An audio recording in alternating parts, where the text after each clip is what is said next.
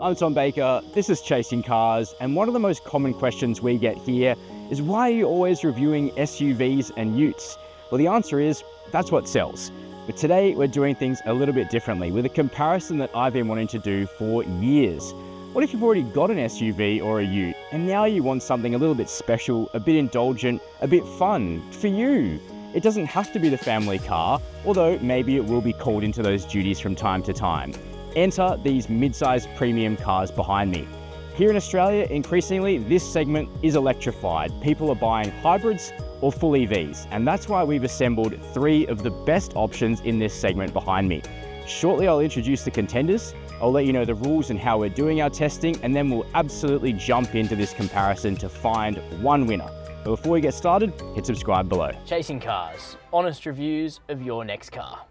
Brought to you by For this three-car comparison, we wanted a broad spread from across the premium car market. The Audi A5 is the most expensive car on test, but it's here as the best-of-breed plug-in hybrid, blending a real 100 kilometers of electric range with lush dynamics and an available wagon body style. Then there's the BMW i4 in brand new facelift LCI format. What it lacks in claimed driving range, it makes up for in classic BMW ergonomics, a lovely ride, and hatchback practicality. And then there's the best-selling premium sedan of them all, the Tesla Model 3 in new 750-kilometer long-range premium rear-wheel drive spec, with optional full self-driving supervised.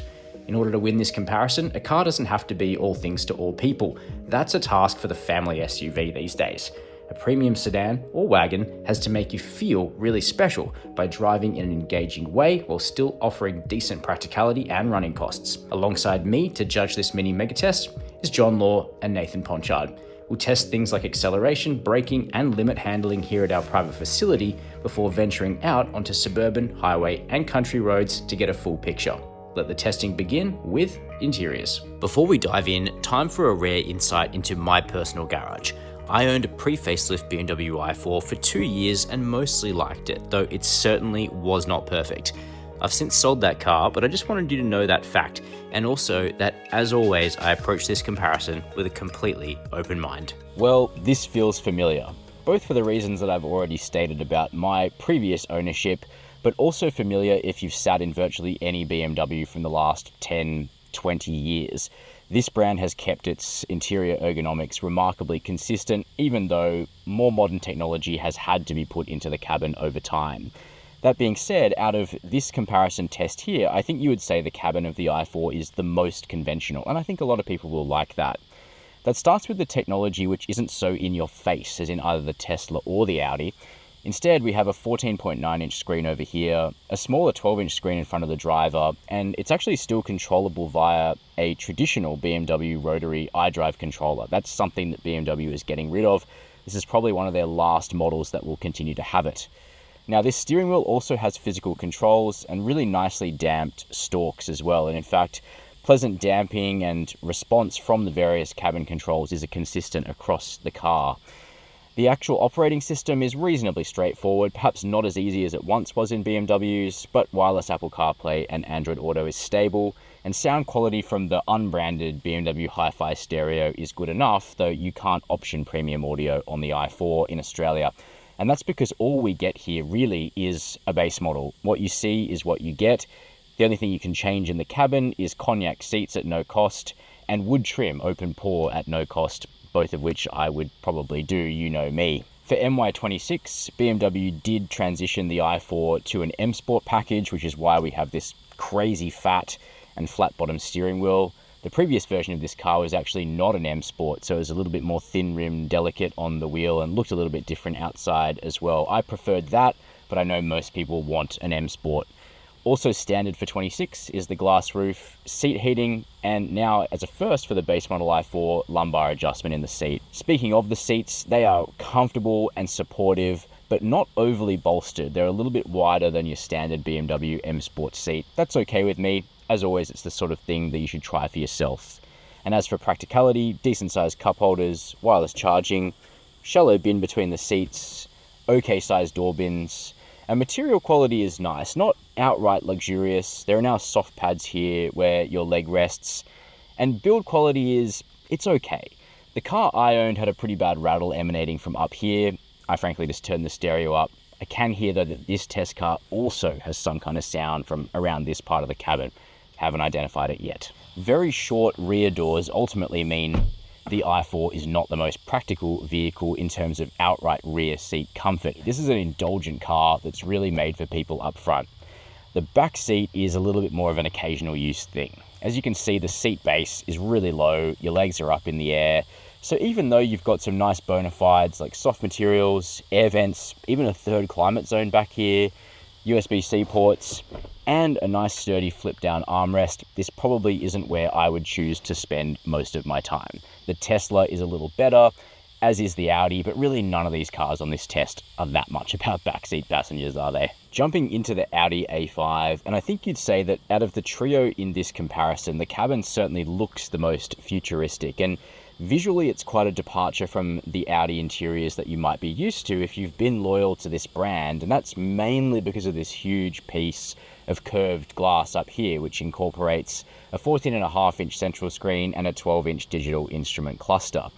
Gone is the old rotary dial. That left the building years ago at Audi, sadly, so it's all touch driven, and once it has booted up and got itself settled, it is snappy enough, and I think most people will use wireless Apple CarPlay and Android Auto, and they'll find that it's okay, but the cabin technology of the Audi is kind of no longer the plus point that it once was. It's now just fine, and it's that tactility and that slickness and the integrated look which has been a little bit lost over time, I think, and perhaps the best example of that is this $2,000 optional passenger display over here.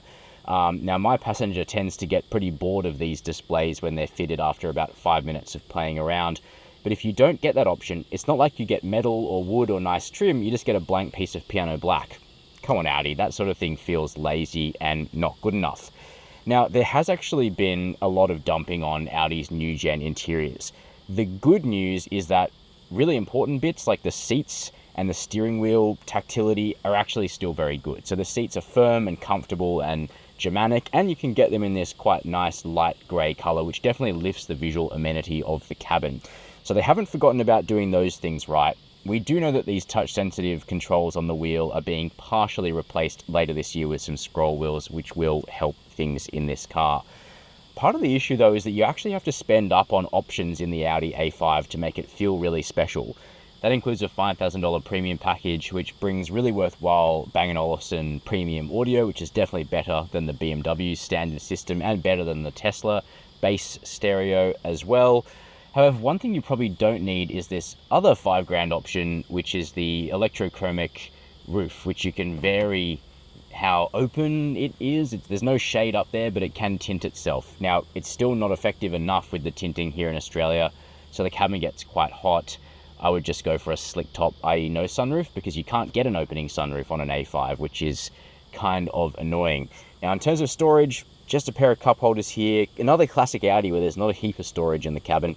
Shallow armrest, just okay sized door bins, so not a huge amount of places to stash your stuff. An area where the A5's cabin redeems a lot of points is in rear seat comfort. Now, of course, this is the only car in this comparison that isn't fully electric. It's a plug-in hybrid, so it doesn't have to deal with the practical problem of a big skateboard battery sitting between the axles on the floor. That tends to make the back seat of EVs typically pretty bad, although you can do things to ameliorate that. Here in the A5, the plug-in hybrid battery is largely under the boot floor, so we have proper foot space in this car, and the seat bench therefore supports one's legs. So for doing long distance, this is the car I would want to be seated in the back of.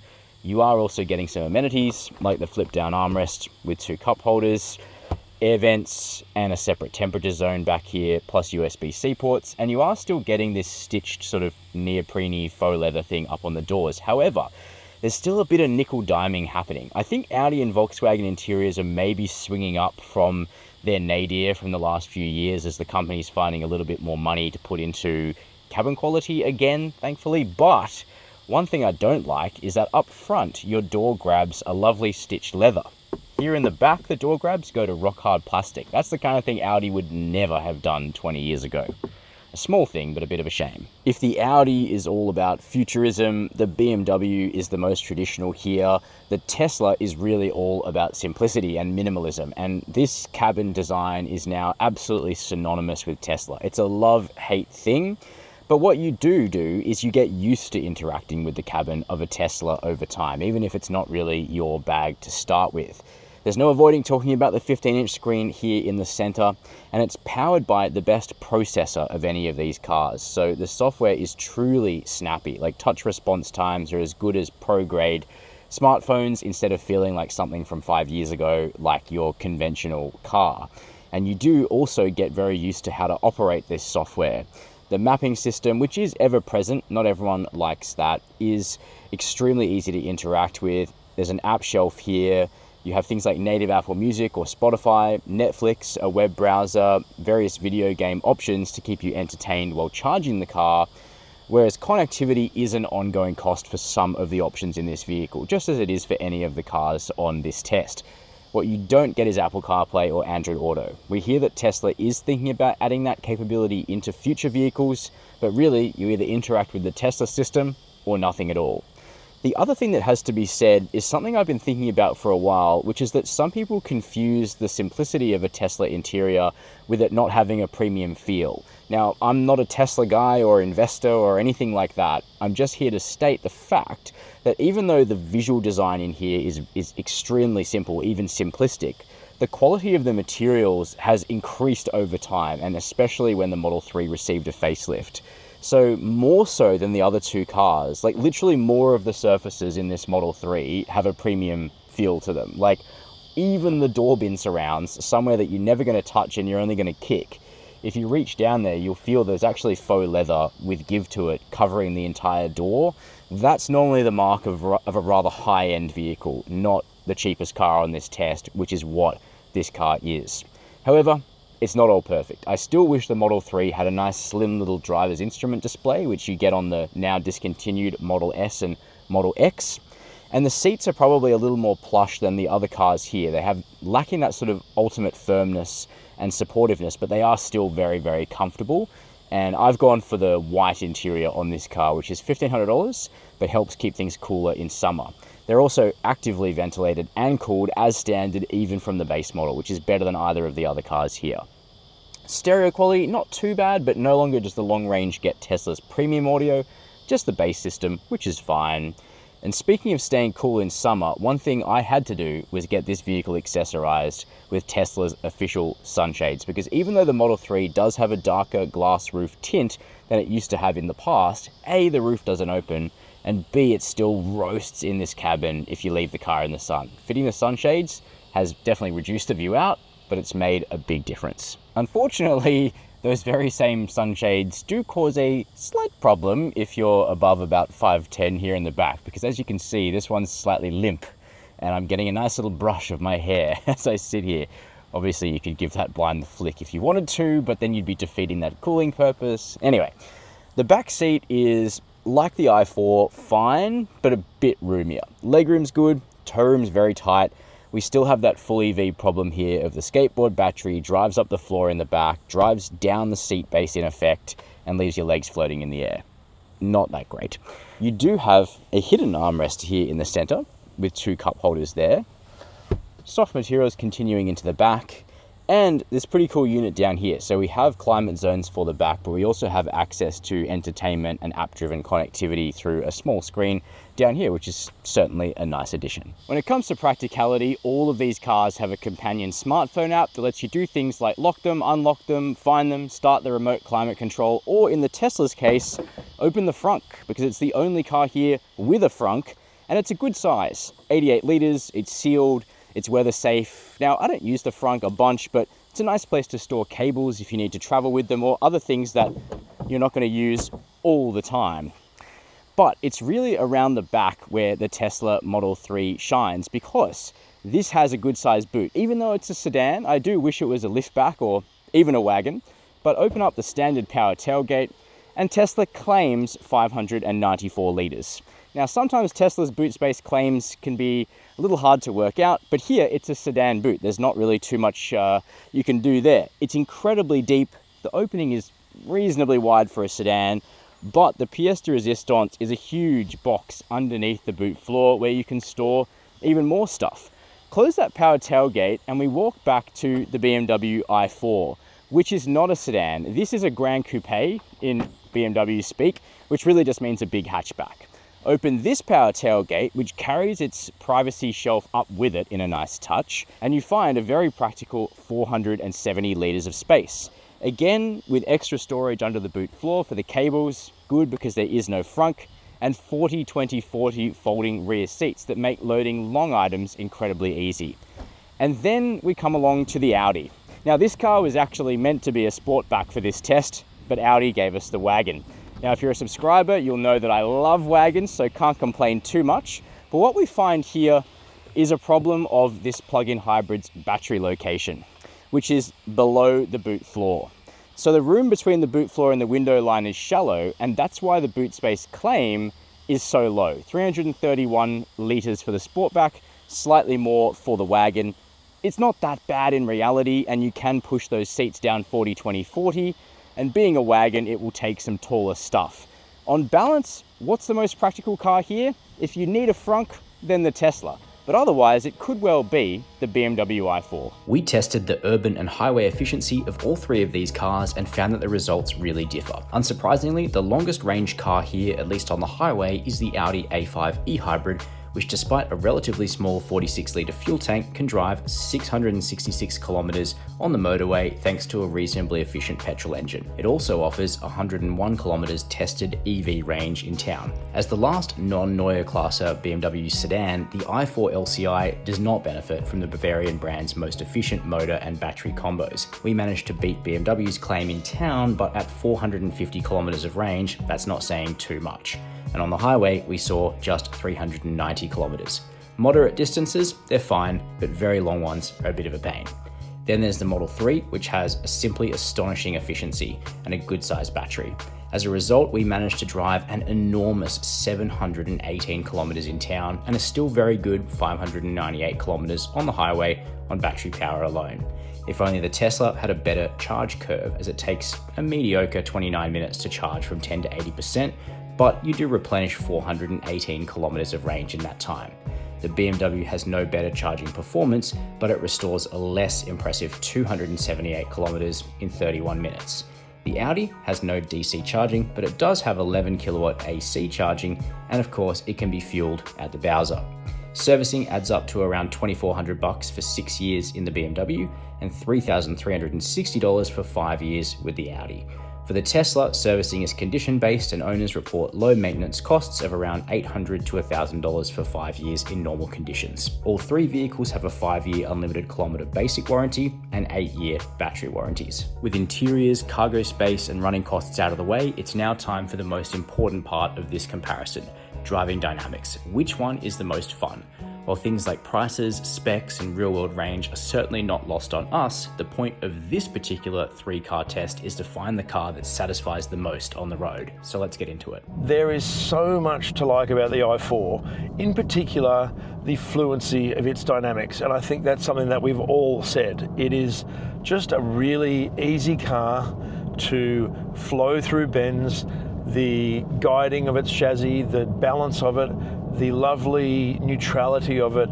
You can have it on DSC traction, which means ESC Sport essentially, and even then it needs provocation to step its tail out, but it will if you would like it to. And its steering, while it isn't the hydraulic BMW steering of the past, it still has a lovely consistency about it, a lovely response either side of straight ahead once you're in a corner. It blends beautifully with the way the chassis behaves, and while it doesn't ride like a magic carpet, as you can probably see on camera here, it's still really quite lovely in terms of its refinement and its sense of luxury and effortless dynamism, and that's really what it's about. If only the steering wheel was like an old E46 3 Series, because then it would feel very much like the ancestor to that car, because it has elements of that famed 3 Series models ride and handling and balance to it. In the transition from pre-facelift to facelift or LCI version of the i4, BMW didn't change very much for the Australian market car, and that's a blessing and a curse. On the curse side, of course, it's the small battery. You do have to plan around this car's range. The thing is, though, it's worth doing that because the dynamics are so good in this EV that you basically just choose country road trips here in Australia where you'll be able to charge the car up at lunch or whatever while you have a bit of a break from driving. My theory is that BMW developed this car as the i4 as a test run for the forthcoming Neue Klasse i3. The thing is, if the i4 was the test run, it was pretty much good enough to call an electric 3 Series. Instead, it's a more niche product, it's the 4 Series Grand Coupe, but either way, it really does carry that flame as a rear-wheel drive 3 Series style car that just happens to be fully electric. The BMW i4 is an interesting one because it is just such a natural thing to wear a BMW badge, but it's not all perfect, and for me, it's the steering that lets this car down just a little bit, specifically when it comes to on-center accuracy. Today it's been a bit windy, and on the motorway I found this vehicle a little bit tiring to keep in the lane. That said, the actual weighting and accuracy of the steering and of all the control surfaces in this car is brilliant. It feels so natural for someone who's come from BMW ownership to step into this car. The controls all fall to hand nicely, the driving position is brilliant, and the visibility is exactly what you expect from a car wearing this roundel. So I mentioned that the dynamic fluency of the i4 definitely carries a degree of DNA from BMW's past, namely the E46 3 Series at the end of its life in its finest form. Back then, there was a chasm between the dynamics of a BMW and an Audi, and yet here we are 20-something years later, and this new generation A5, this plug-in hybrid version we're here, has plugged a huge amount of that gap. This Audi plug-in hybrid is probably the best plug-in hybrid I've driven so far. This car also looks fantastic on the outside, especially this blue one here, even on the 20-inch wheels, and yet we don't have adaptive dampers, yet it's still actually quite comfortable, even around town. Out on these country roads here, I don't know whether it feels quite as good in fast sweepers as it did in the tight stuff around our test track, but when it has an opportunity to use its drive split, it can be really quite a dynamic car. So it has its turbo petrol drivetrain derived from a Golf GTI's, and it also has its dynamics derived from a proper performance vehicle. The Audi A5 is simply one of the best plug-in hybrids that we have ever tested, and the reason for that is that it combines both a good petrol engine and a good electric motor. Both are totally competent to drive this car individually, but it's when they come together that the magic really happens.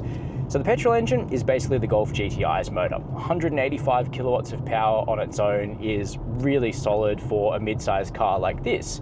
Then it combines with a solidly powerful and torquey electric motor for 270 kilowatts combined. So no surprise, the A5 plug-in hybrid was the fastest car from 0 to 100 on this test. Pleasant steering delivered through this perforated leather steering wheel. You're in a good driving position on real leather seats. And then you've actually got quite a lot of adjustability in this chassis.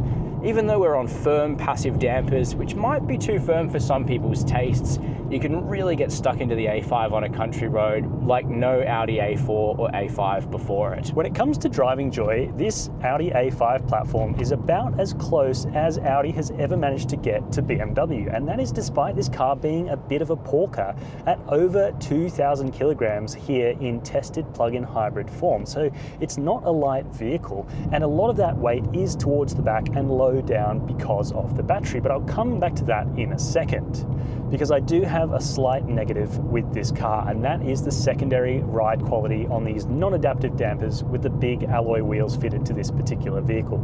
It can just be a little bit knobbly in secondary ride, specifically those sharp-edged bumps and concrete expansion joints that you find on so many roads in Sydney. Out here in the country, it's not too bad. There are a few creaks and rattles up on the move, but the trade-off to that firm suspension is that this car has some really enjoyable adjustable dynamics that have layers that you can peel back as a keen driver to really get into it. It's best illustrated on corner turn-in, where you can load this Audi up really nicely so that it rotates around your hips and actually uses its significant weight to its advantage to rotate the car into the corner. From there, you're given a nice platform to accelerate out and play with the balance. That's something you can do in the BMW i4, but is a much trickier task in the frankly quite inert Tesla Model 3.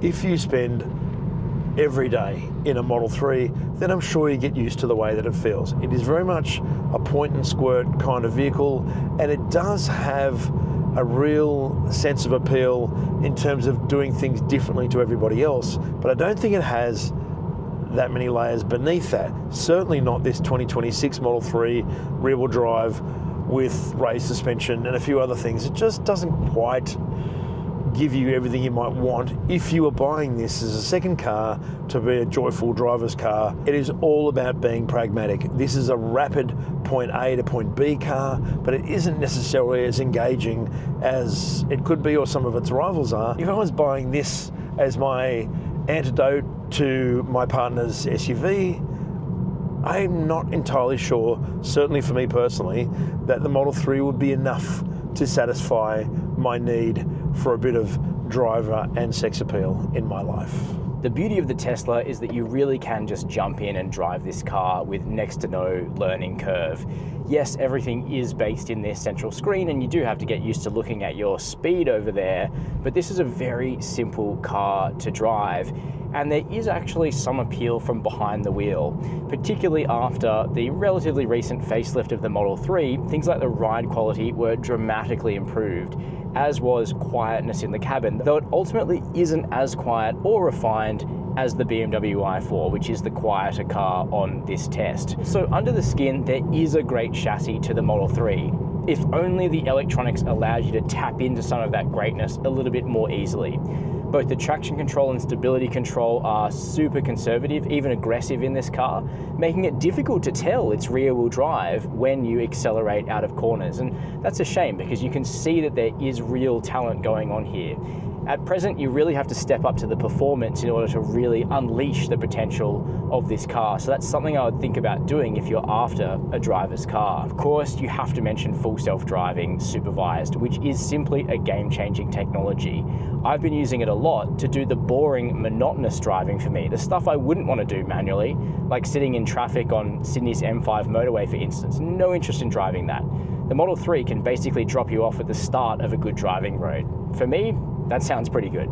For a start, the powertrain's response and sheer power is excellent. If I snap the throttle closed now, it genuinely throws your head back. And although the 0 to 100 km/h sprint we tested in this car wasn't crazy fast, the way this car responds on the move makes it feel electric, makes it feel really quick, really fast. Frustratingly, however, even though this new Model 3 is a lot better when it comes to ride quality and still has pretty decent grip when you get to the twisties, I'm forever fighting the over-sharp steering and the way it makes this car move. Coming out of a corner, for example, when you finally manage to get this car singing and a little bit of on-throttle adjustability, if you go just the tiniest bit beyond and slightly overcorrect the car, which is really easy to do with the over-sharp steering, then you can get this weird corkscrew feeling through the car. And I simply haven't managed to gel with the steering-suspension connection in this car like I have with the other two. Before we come to our verdict and winner, what a breath of fresh air it is to be testing real cars that are built for quite a specific purpose, pairing the handling that only low-set vehicles can bring to the table with a premium experience. Remember, this test is based on the view that most Australian premium car buyers probably already have an SUV in the garage for family transport. With that in mind, we can move on to the results. So that brings us to the need for a verdict, and this comparison was a very tough one for us to judge because each of these cars does something different well. In the Tesla's case, it has amazing software, creditable efficiency, and tremendous real-world range in town or on the highway. But on a fun road, it just wasn't fun enough, at least not in this spec, though the performance could be better. That's really where something like the Audi A5 plug-in hybrid comes in. Audi has transformed the engagement of its mid-sized premium cars to the point where the A5 hybrid is genuinely fun to drive, and it's very luxurious. But you pay for the privilege, even if it is one of the best plug-in hybrid systems we've ever tested. And that brings us to the car that simply felt fluent everywhere we drove it, the BMW i4. Yes, this sort of end-of-life premium EV does not have the long range that it really deserves. But if the range suits you, this vehicle is incredibly rewarding to drive. Most importantly, it feels like a BMW that just happens to be electric. Yes, this is a car that I once bought and sold, but that means I can also tell its flaws, and there are quite a few. Range is just one of them. But the important thing the BMW i4 does is it is a car that makes you want to get in and seek out fun roads and drive it, while also satisfying every day. We're keen to know your opinions though, so let us know those down below this video in the comments. Make sure you hit subscribe and the notification bell if you'd like to see more comparisons and reviews like this. And as always, thank you for watching Chasing Cars.